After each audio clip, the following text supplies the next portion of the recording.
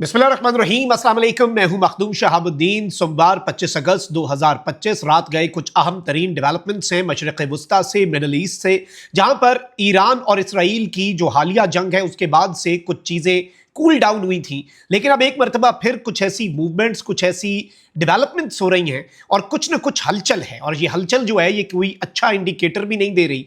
बड़ी ब्रेकिंग है, ईरान पर नए हमले की खबरें हैं, अमरीकी फौजियों का इनखला।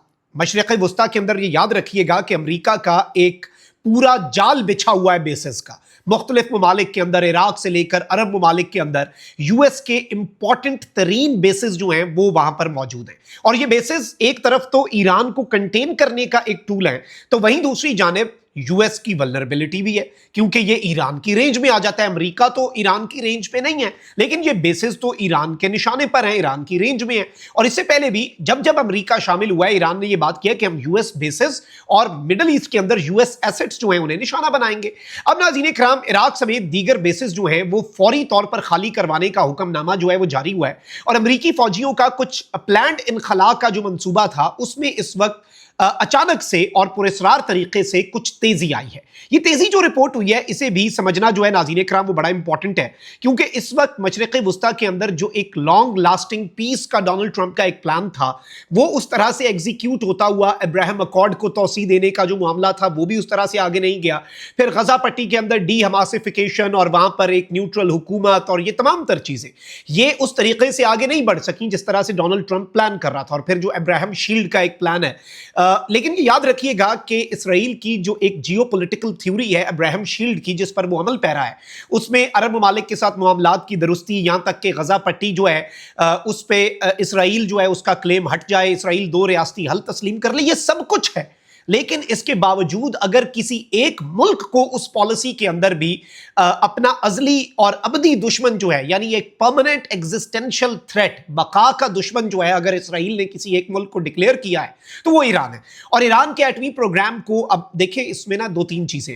एक तो ये कि डोनाल्ड ट्रंप जो है उसने B-2 बमबार भेजे। डोनाल्ड ट्रंप ने कहा कि हमने ईरान का पूरा एटमी प्रोग्राम जो है वो तबाह कर दिया है और अब हमने अमन करवा दिया है। अब ये अमेरिका के ऊपर एक बहुत बड़ा सवालिया निशान है, क्योंकि सवाल ये हुआ कि जी वो नुकसान जो अमेरिका पहुंचाना चाहता था वो नुकसान तो नहीं हुआ ईरान के एटमी तनसीबात को, और इवन जो फॉर्दो न्यूक्लियर फैसिलिटी है या दीगर नटन्स की और बाकी जो हैं। अब ईरान के एक माउंटेन एक्स है, उसके हवाले से बात हो रही है। ईरान का जो हाईली एनरिच्ड यूरेनियम है वो भी इस वक्त नामालूम मकाम के ऊपर है। वो अननोन माउंटेन जिसके हवाले से कहा जा रहा है कि जिसकी रेंज, जिसकी गहराई इतनी है कि अमेरिका के B-2 बमबार भी उसे नुकसान ना पहुंचा सके, क्योंकि B-2 बमबार तैयारे और जो बंकर बस्टर MPU मैसिव पेनिट्रेटर्स जो हैं वो इनके जो बॉम्ब्स हैं वो एक सर्टेन डेप्थ जो है, एक सर्टन जो गहराई है उस तक वो नुकसान पहुंचा सकते हैं।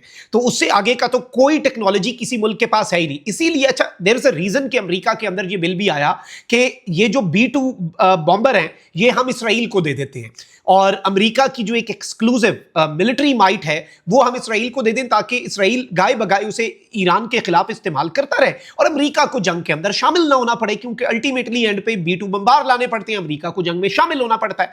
अब इस सूरत हाल को भी आप बैकएंड पे रखिएगा। फिर इसके साथ ही साथ ईरान जो है उसने IAEA, international atomic energy agency जो है उसके साथ ताउन से भी इनकार किया हुआ है, और ईरान जो है वो in a state of nuclear ambiguity जा चुका है। यानी एक एटमी मामलात के ऊपर ईरान जो है उसने एक कंफ्यूजन क्रिएट कर दिया। नाउ नो वन नोज कि ईरान का न्यूक्लियर प्रोग्राम कहां तक है, कितना है। IAEA के इंस्पेक्टर्स वहां से निकल चुके हैं ईरान से, उनको एक्सेस नहीं है, तो इसराइल तो परेशान होगा इस चीज से। अब नाज़रीन इकराम, जो मल्टीपल रीसेंट न्यूज रिपोर्ट्स हैं अगस्त 2025 की जो ऑनगोइंग मंथ है उसकी, ये इस बात की कंफर्मेशन कर रहे हैं कि यूएस जो है उसने जो एन अल असद एयर बेस है और कैंप विक्टोरिया जो कि पार्ट है बगदाद डिप्लोमेटिक सपोर्ट सेंटर का इराक के अंदर, एन अल असद एयर बेस और कैंप विक्टोरिया, इन दोनों से अपनी फोर्सेस का जो विड्रॉल है उसे एक्सेलरेट कर दिया है, उसकी स्पीड बढ़ा दी है। और नाज़रीन इकराम, मैं आपको यह बता दूं कि ये बेसिकली जो ओरिजिनली एग्रीड अपॉन एक टाइमलाइन थी अमेरिका के फेज्ड विड्रॉल की, यानी मरहलावार इनखला की, जो एक ऑलरेडी एक एग्रीमेंट हुआ था कि इस तरह से हम करेंगे, اس سے بھی اب امریکہ نے اپنی سپیڈ اچانک سے تیز کر دی ہے. اور اس وقت میں آپ کو یہ بتا دوں کہ جو اس وڈرال کی ڈیٹیلز ہیں وہ میں آپ کو سب سے پہلے بتا دیتا ہوں. ملٹیپل نیوز آؤٹلیٹس جو ہیں جن میں عراقی اور عرب سورسز جو ہیں انہیں سائٹ کرتے ہوئے بتایا گیا ہے کہ یو ایس نے عراقی آفیشلز کو یہ انفارم کر دیا ہے کہ امریکہ اپنے ٹروپس کا وڈرال، اپنے فوجیوں کا انخلاء جو ہے وہ تیز کر دے گا. عین الاسد ایئر بیس سے یو ایس فورسز جو ہیں وہ اگست 2025 کے اواخر میں یعنی انہی دنوں کے اندر انہوں نے اپنا تیز کر دیا معاملہ. اور اس وقت یہ بتایا گیا ہے کہ اس بیس کو، عین الاسد ایئر بیس کو کمپلیٹلی ویکیٹ کر کے عراق کی سیکیورٹی فورسز کے حوالے کر دیا جائے گا مڈ سپٹمبر میں، یعنی سپٹمبر کے مڈ تک یہ بیس خالی. پھر جو کیمپ وکٹوریا ہے اس کے حوالے سے بھی سائملٹینیس رپورٹس جو ہیں وہ وڈرال کی آ رہی ہیں، اور یہ بیسیکلی بغداد انٹرنیشنل ایئرپورٹ جو ہے اس کے قریب یہ کیمپ لوکیٹڈ ہے، اور یہ بھی جو اوریجنل شیڈیول ہے اس سے امریکہ بہت تیز ہو رہا ہے. اور اس میں آپ کو یہ بھی بتا دوں کہ یہ جو فوجیوں کا انخلاء ہے نا، یہ ریلوکیشن بھی ہو رہی ہے. کچھ یو ایس پرسنل جو ہیں انہیں ریلوکیٹ کیا گیا ہے اربل میں، کردستان ریجن میں، اور کچھ کو کویت اور جو سیریا کے اندر بیسز ہیں وہاں پر بھیجا گیا ہے. پھر اس میں ایک براڈر ایگریمنٹ بھی ہے، باقی معاملات بھی ہیں، 2026 کے اینڈ تک بھی معاملات ہیں کہ جی یہ سب کچھ ہونا ہے. اب اس میں کچھ خبریں یہ آ رہی ہیں کہ امریکہ یا اسرائیل، امریکہ اور اسرائیل یا پھر صرف اسرائیل دوبارہ سے ایران پر آئندہ آنے والے دنوں میں حملہ کر سکتے ہیں. اسے اس اینگل سے بھی ایرانین سورسز جو ہیں اور ایرانین میڈیا دیکھ رہا ہے. دیکھیں ایک چیز یاد رکھیے گا کہ براہ راست دو ملکوں کی جنگ جو ہے وہ تھمی، 12 روزہ جنگ جس نے تاریخ رقم کر دی، جس نے پورے کا پورا جنگ کا منظرنامہ مڈل ایسٹ کو ہمیشہ ہمیشہ کے لیے بدل دیا، اسرائیل کے ناقابل تسخیر ہونے کے کانسیپٹ کو تبدیل کر دیا. جو ایک پورا ایئر ڈیفنس کا سسٹم تھا ڈیوڈ سلنگ سے لے کے آئرن ڈوم تک، اور باقی اسے کمپرومائز کر کے ایران نے ایک سٹیٹمنٹ دی. پھر ایران کے ساتھ جو کچھ ہوا، ایران کے پاس ایئر ڈیفنس، اور دونوں ملکوں کی ولنریبلٹیز جو ہیں وہ بھی سامنے آ گئی کہ ایران کے پاس ایک بہت ہی کمپیٹیٹو قسم کی ایئر فورس جو ہے اس کی کمی تھی، اور ایئر ڈیفنس سسٹم کی. ایران جسے اب چائنا کے ساتھ ڈیلز کر کے پورے کرنے کی کوشش کر رہا ہے، اور اسرائیل جسے یہ لگتا تھا کہ اس کا ایک بڑا ہی مرحلہ وار جو ایئر ڈیفنس کا سسٹم ہے وہ اسرائیل کو محفوظ بنا لے گا ایران سے، اس پر بھی اسرائیل کو ری تھنک کرنے کی نوبت آئی. اب یہ چیز ذہن میں رکھیے گا کہ اسرائیل جو ہے اور ایران، ان کی جنگ بندی ٹرمپ نے اناؤنس کی، بٹ اس کے بعد بھی ایران کے اندر سیبوٹاج آپریشنز چلتے رہے. ایران کے اندر تو پوری فیکٹریاں موساد کی طرف سے ڈرونز کی، یعنی ایران کے اندر ہی کام چل رہا ہے، باہر سے تو حملہ بعد میں ہوگا.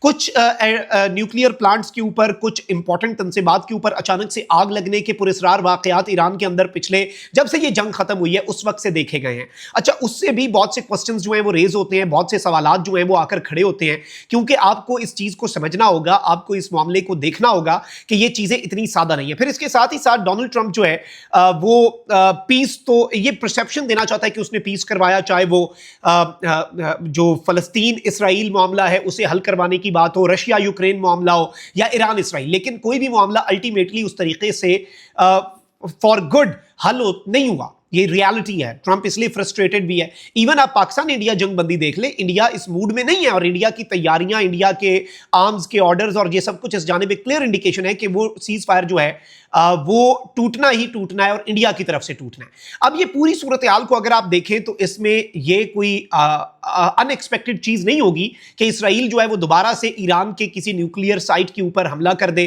اور دوبارہ سے ایک جنگ جو ہے وہ چھڑ جائے. اور اس میں پھر obviously ایران نے بھی کوئی تیاری کی ہوگی، ایران اس سارے ٹائم کے اندر چپ کر کے نہیں بیٹھا ہوگا، اور اسرائیل نے بھی کوئی تیاریاں کی ہوں گی. تو اللہ نہ کرے، لیکن یہ جنگ جو ہے یہ پچھلی 12 روزہ جنگ سے زیادہ خطرناک بھی ہو سکتی ہے. پھر جو امریکہ نے اپنے ٹروپس کا وڈرال تیز کر دیا ہے، اس سے بھی کچھ کوسچنز ایران کے اندر ریز ہو رہے ہیں، اور اس پر بات ہو رہی ہے کہ کیا اس کا تعلق اس کے ساتھ ہے، اور کیا اس چیز کو اس کے ساتھ کنیکٹ کیا جا سکتا ہے. اس پر بھی بات انٹرنیشنل آبزرورز کر رہے ہیں. سو لیٹس سی کہ چیزیں کس طرف کو جاتی ہیں. ابھی تک کی یہ ڈیولپمنٹس بہت انپورٹنٹ تھیں جو آپ کے سامنے رکھنا ضروری تھیں. اللہ نگہبان. پاکستان زندہ باد.